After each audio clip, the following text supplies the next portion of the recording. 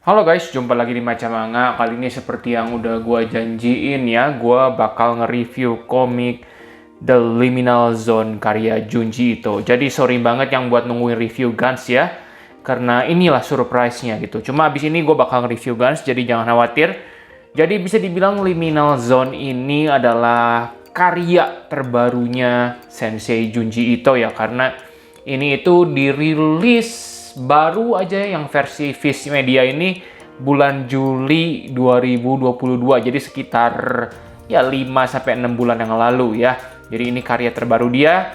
Bagaimana kualitas cetakannya? Ayo kita bahas ya. Mulai dari cover seperti biasa. Kalau covernya ini seperti yang bisa kalian lihat ya. Ini gambar seorang wanita. Ini cukup creepy sih gambarnya, kalian bisa lihat ya. Ini yang satu nangis, ada 3 mata ya. Yang nangis ini karena ini ada berhubungan dengan salah satu cerita di dalam buku ini ya, Weeping Woman atau Wanita Menangis. Cuma dari yang gue baca kayaknya orang ini nggak keluar di cerita tersebut. Mungkin ini kayak kombinasi artwork sih ya, gitu. Pokoknya cuma ini covernya ini ya creepy, sangat mengerikan ya. Nangis, ini matanya merah, ini ya begitu dah ya. Dengan baju seperti Dewi gitu ya, pemuja atau apa ya gitu.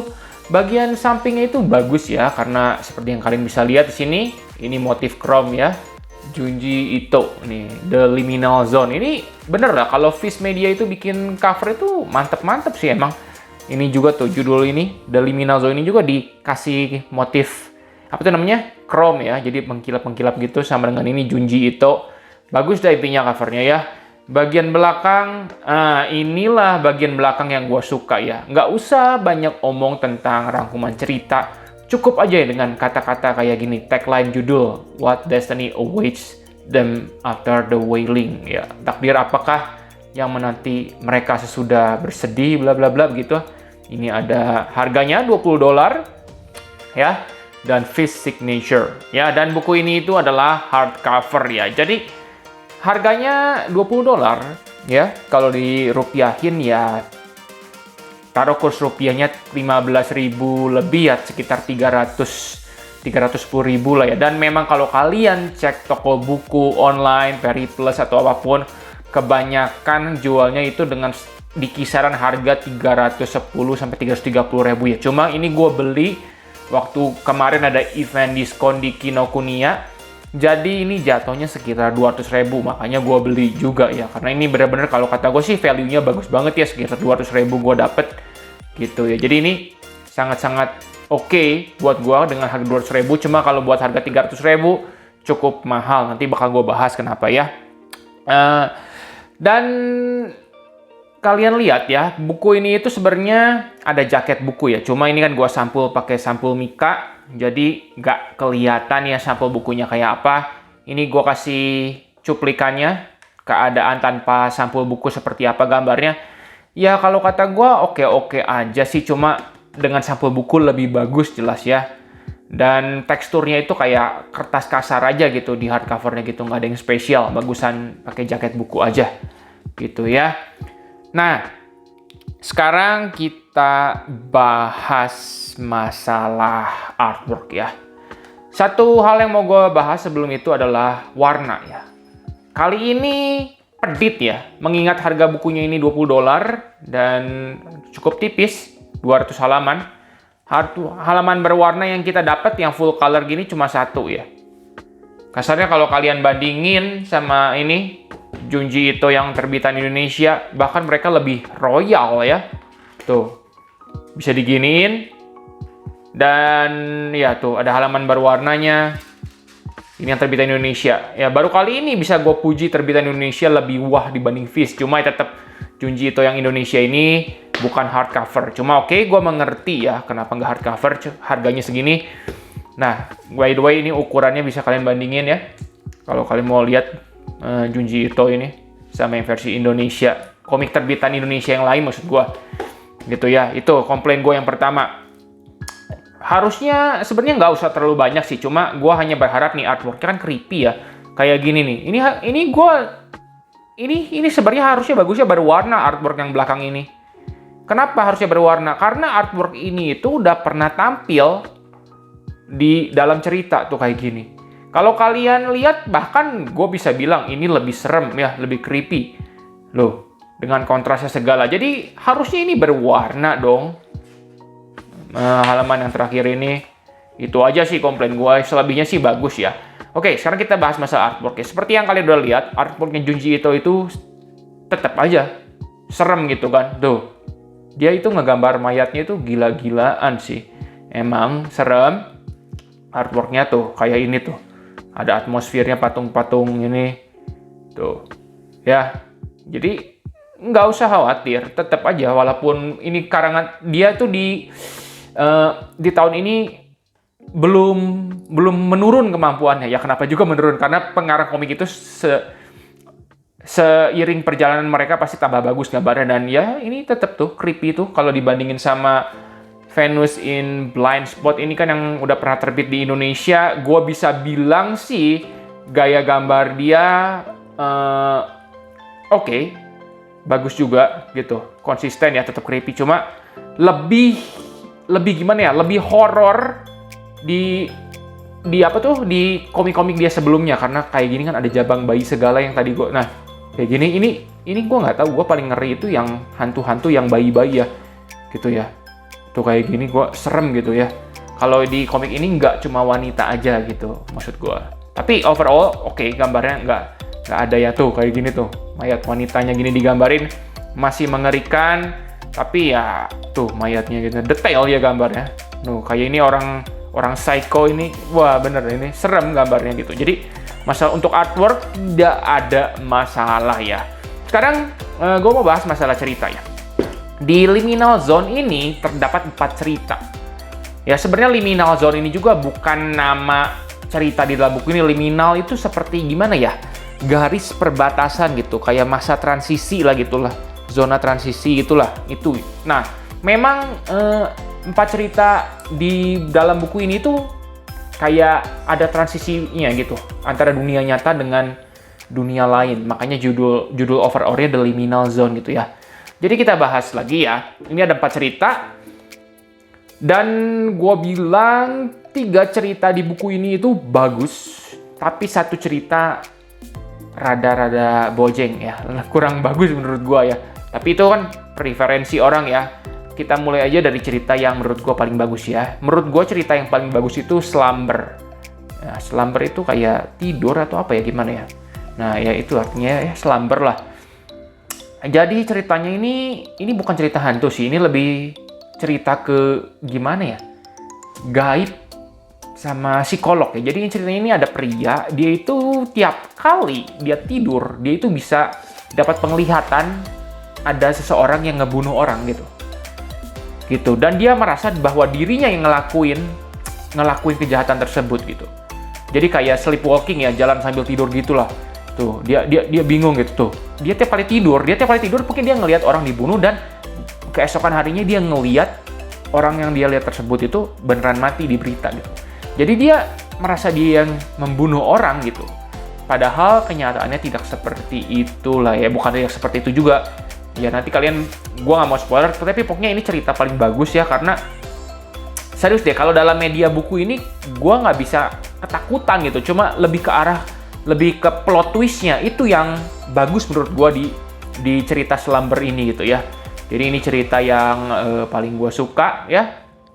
Endingnya juga bener-bener bagus, sangat-sangat ya bisa dibilang plot twist, bener lah. Yang Slumber ini gue bilang bagus ya. Endingnya jelas. Dan cerita yang kedua yang gue suka itu adalah Madonna ya. Kalau Madonna ini ceritanya rada-rada konyol juga sih. Jadi ceritanya seorang gadis gitu ya masuk ke sekolah khusus wanita. Ternyata di dalam sekolah khusus wanita itu ada misteri lah ya, yang tidak seindah yang dia lihat gitu ya. Gitu. Dan ya artworknya itu di sini lumayan serem-serem gitu. Tapi kalau kalian baca ya ada ngakak-ngakaknya ya. Itu menurut gua gitu. Kenapa susahnya bikin komik cerita horor di komik itu gitu. Malahan jadi ngakak. Malah gue yakin kalau ini dijadiin film bakal serem banget. Tapi karena artworknya itu serem, tapi ya susah deh gitu. Susah menyampaikan perasaan takut gitu ya. walaupun gambarnya udah serem, tapi ya gitu dah, tetap bagus ini ceritanya ya. Cuma yang Slumber tadi itu bagus. Dan cerita yang ketiga itu adalah, cerita terbagus ketiga itu adalah Weeping Woman ya. Weeping Woman ini bisa dibilang, ya ini susah sih antara Madonna, susah gimana. Ini juga bagus banget ya, Madonna sama ini sebenarnya peringkatnya sama deh menurut gua. Jadi ceritanya itu kan kalau di Jepang, ya bukan di Jepang aja sih, kayaknya di budaya-budaya lain juga dulu ada gitu, kalau ada orang meninggal, kita itu menyewa orang buat nangis gitu. Jadi tujuannya ini, orang ini menangis itu buat mengantar kepergian roh orang yang meninggal itu biar bisa tenang gitu. Jadi Weeping Woman, ini pekerjaan ya, gadis menangis. Nah, ceritanya dua orang ini tiba-tiba datang ngeliat, tapi setelah pulang, si cewek yang satu ini jadi nggak bisa berhenti nangis terus tiap hari gitu. Nah, nanti ada apa sebenarnya? Nah, nanti bakal kita tahu ceritanya sebenarnya kenapa. Jadi ya, Weeping Woman ini juga bagus ya. Oke, bagus tuh, artworknya juga serem. Ini yang gue tampilin tadi di halaman terakhir ya. Ada apa sebenarnya di desa ini? Legendanya apa? Gue suka sih baca-baca cerita legenda gini gitu. Nggak serem, cuma gambarnya creepy. Ya, gitu. Dan cerita yang terakhir, yang menurut gue paling jelek, ya menurut gue jelek sih cerita yang terakhir. Ini bukannya jelek gimana, tapi gue baca cerita yang ini ngakak namanya ini. Lucu ini, gue ketawa terus ini baca ini. Apa ini? Ini rada-rada kurang jelas juga sih. Tapi lagi-lagi, ini itu cukup menarik karena ini kayak ngebahas legenda, mungkin legenda di Jepang ya, tentang kayak flow line gitu, kayak aliran roh gitu, ada gua naga. Jadi ini beberapa waktu sekali kayak nyemburin roh gitu. Itulah intinya ya, kalian gimana ya jelasinnya, susah ya. Intinya ini seperti legenda sih, gitu yang cerita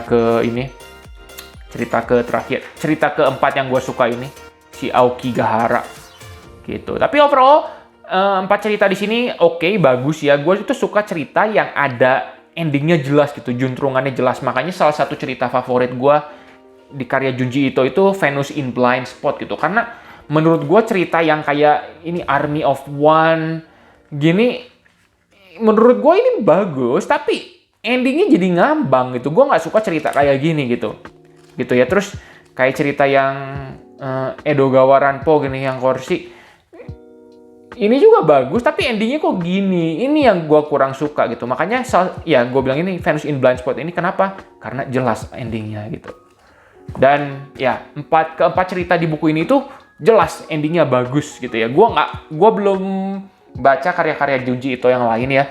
Gue cuma baca Uzumaki sama Venus in Blind Spot dan ini Liminal Zone ya. Yang lain sih belum sempat gue baca. Gue masih nungguin versi Indonesianya atau mungkin beli versi Viz-nya ketika gue dapet deal yang bagus seperti Liminal Zone ini ya.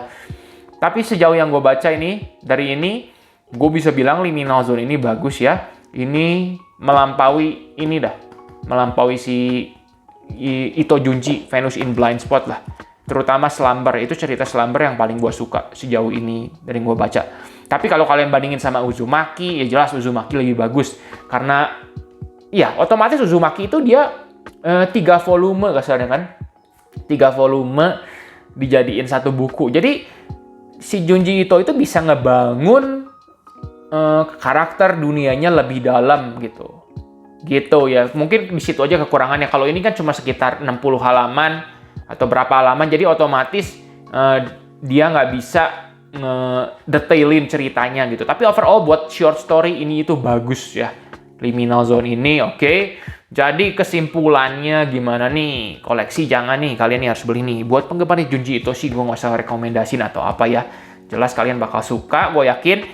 Tapi dari yang gue baca ini, gue bisa bilang kemungkinan Liminal Zone ini terbit di Indonesia cukup besar ya, karena setelah gue baca nggak ada tuh gambar-gambar yang sadis, yang perlu disensor, yang nudity gitu nggak ada ya. Jadi menurut gue ini bener deh, Indonesia harusnya bergerak lebih cepat yang terbitin ya, karena menurut gue ini nggak perlu sensor gila-gilaan nih komik ini gitu ya.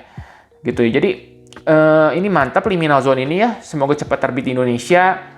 Cuma mungkin ada satu kendala ya. Di cerita Madonna itu, ceritanya kan di sekolah khusus wanita. Nah, di sekolah khusus wanita ini menyinggung satu agama yang ada di Indonesia, agama Katolik ya. Ada Bunda Maria, ada Jesus Christ, Tuhan Yesus gitu ya. Jadi mungkin ini juga bakal jadi topik yang rada kontroversial kalau dirilis di Indonesia. Ya solusinya sih mungkin aja bisa diganti namanya gitu. Ya nggak usah terlalu gimana juga. Gue sendiri juga oke aja gitu. Gue nggak menganggap berat atau gimana karena gue tahu ini cuma cerita sih. Itu aja. Cuma kan itu gue doang gitu ya. Gue itu cukup orang yang terbuka lah, maksudnya nggak usah terlalu gimana banget. Cuma kan tetap aja kita harus memperhitungkan pembaca lain ya. Mungkin itu bakal jadi masalah di Indonesia gitu ya, karena di sini bakal menyinggung tuh kayak Bunda Maria, Tuhan Yesus, dan ini juga bahkan gue inget tuh ada cerita tentang Lot. Dan kalau ngomongin tentang Jesus Christ itu kan sebenarnya sama juga ya, soalnya sorry ini gue bukan mau menyinggung agama, tapi kan bisa dibilang itu juga kayak menyinggung Nabi Isa juga dalam agama Muslim gitu. Mungkin sorry banget, gue bukan expert agama, cuma maksud gue cuma ngebahas tentang kendala yang mungkin jadi pertimbangan mereka gitu ketika merilis ini di Indonesia gitu. Mungkin ya itu doang sih, cuma kalau digambar ini nggak ada masalah. Ya ini bagus, jadi ya ini bener-bener sih kemungkinannya menurut gue cukup besar dirilis di Indonesia. Kalau komik Junji Ito yang gue pengen koleksi itu ada satu judul No Longer Human ya. Itu tebal, itu berdasarkan novel, dan dari sekilas yang gue baca kayaknya itu nggak mungkin dirilis di Indonesia, makanya itu gue pengen koleksi versi Viz-nya ya. Gitu deh. Jadi menurut gue sih kalau ini harganya 300 ribuan, menurut gue lebih baik kalian koleksi dulu komik Junji Ito yang lain, karena ada komik Junji Ito yang lain ya dengan harga $20 itu lebih tebal ya. Kalau komik ini bisa dibilang tipis, 200 halaman ya. Kalau Frankenstein kalau nggak salah harganya cuma beda sedikit, dia itu 400 halaman. Gitu ya. Kalau ya menurut gue sih manfaatkan diskon, tunggu aja dealnya, mungkin harganya sekitar kalau kalian bisa dapetin ini dengan harga 200 ribu atau apa, baru worth menurut gue ya. Itu dari sisi cetakan ya, cuma kalau dari sisi cerita sih oke-oke aja. Gitu maksud gue ya. Jadi overall gue kasih ini berapa skornya? Buat Junji Ito ini Slumber ya, cerita Slumber gue kasih 9 lah. Kalau yang Madonna sama Weeping Woman 8. Kalau yang Aokigahara, sorry to say, gue cuma bisa kasih skor 6 ya, karena kayak lawak gitu ceritanya menurut gue. Gitu ya. Jadi begitu aja deh review kali ini The Liminal Zone ya. Tinggalin komen menurut kalian gimana kalau kalian punya komik ini. Apakah menurut kalian juga bagus? Kalian setuju nggak sama rating gue? Kalau menurut kalian cerita yang paling bagus apa yang paling jelek itu apa ya? Dan sorry banget kalau ada kesalahan kata dari sekarang gue menyinggung topik ya. Gue bukan maksud apa-apa sih, itu cuma ngebahas tentang masalah sensor yang mungkin akan muncul jadi masalah kalau diterbitin di Indonesia. Gitu doang sih, oke? Ya, terima kasih dan begitu deh. Sampai jumpa ya di review selanjutnya. Jadi pastiin kalian subscribe dan see ya in the next one.